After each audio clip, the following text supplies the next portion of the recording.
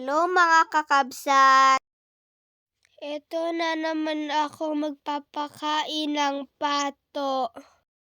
Isa ngayon kasama ko si Ate Yana magpakain ng mga pato.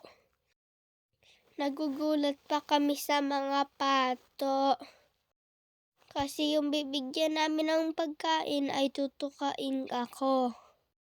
Pero sabi ni Mami, hindi naman masakit ang kanilang tuka. Hindi kagaya ng manok. Pero takot pa rin ako.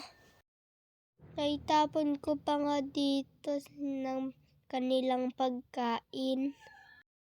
Kaya ayan, winawalis ni Mami.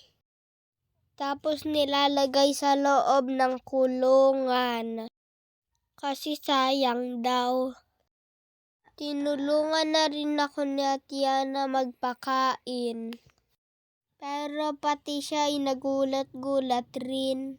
Bye-bye mga kakabsat. Please like, follow, and share.